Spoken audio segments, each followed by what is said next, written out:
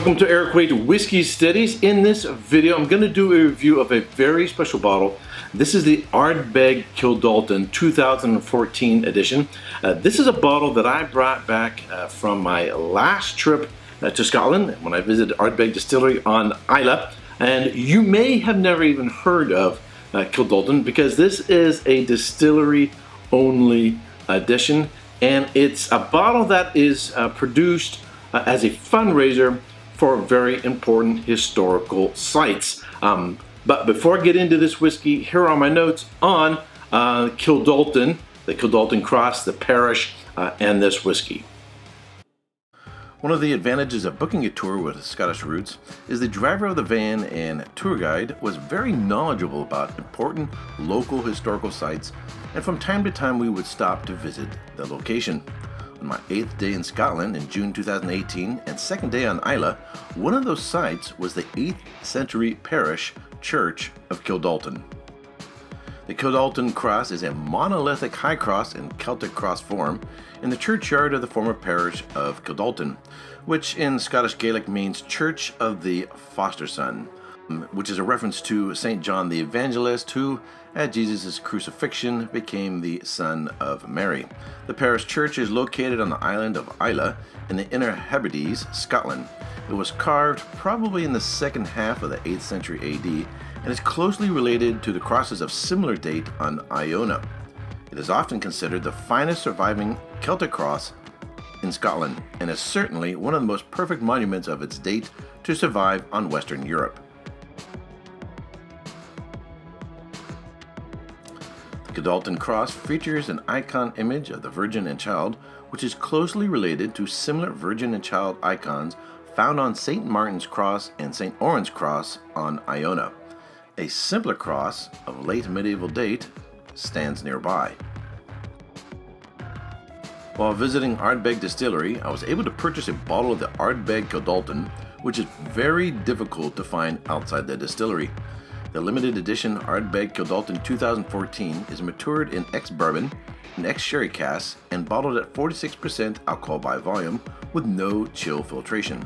This expression was released to raise money for the North Highland Initiative, a charity set up to support fragile communities in the North Highlands. Funds raised by the release will help build a new community hub in Port Ellen. Alrighty, so this is really a collector's bottle. It comes in this really nice fancy box here, and comes with a little booklet that tells you a little bit of the history, has some nice photos in here, as well as notes about the whiskey. Sells for around 127 pounds from the distillery. But once it leaves the island, you're probably paying 300 to 400 pounds, and you might be able to get them on auction, and there are a few select retail stores that sell them. But again, in order to get them at a more reasonable price, you're going to have to go to the distillery. Otherwise, you're really going to pay those huge secondary prices. All right, let's get into this. It is sort of a medium copper gold straw color on the nose. Medium plus intense aromas of, I'm getting apricot, canned apricot, pear, some nice spice, loads of chocolate, some vanilla. There's like a chocolate bar, candy, nougat kind of character to it. The smoke is really well interwoven and intermingling with all the fruit and spice. And just a lot of chocolate on the nose. A little bit of earth, a little bit of black olive. All right, on the palate.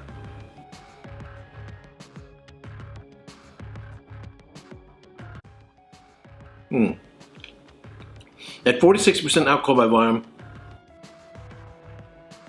it has a medium impact in terms of its power, and it's sort of a standard ABV level for Ardbeg. It has a nice, smooth, creamy mouthfeel. It feels full-bodied and has a nice, long finish. Has a real nice development.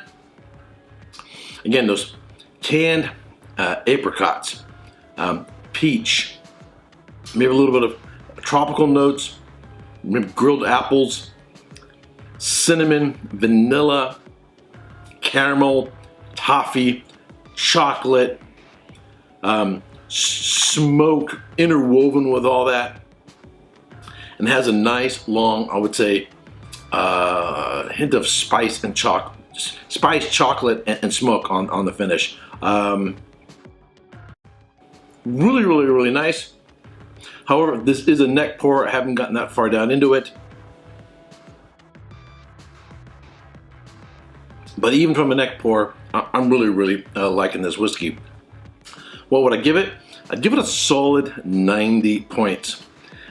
In some ways, it seems like a typical Ardbeg. If you're familiar with other Ardbeg expressions, this is very sort of in line with a lot of Ardbegs. I would say between Ardbeg 10, Kelpie, and Corvrecken, somewhere in that range. It's kind of got the spice, a little bit more of a Kelpie. It's kind of got the fruit and chocolate notes of the 10, and sort of the candy notes, chocolate notes of the Corvrecken. So if you're looking for a really nice whiskey, a really tasty whiskey, and your emphasis is on the whiskey itself, would you spend $127, $300, $400 or pounds on the secondary market for this? Would I recommend doing that? I would have to say no. If you're looking to support the cause for which this is being sold, I would say yes. If you're looking for something that's a collector's item, I would definitely say yes. If you're going to Islay, which I highly recommend, if you're going to the Ardbeg Distillery, highly recommend picking one of these up, or one of the newer editions. I think the 2017 is now available.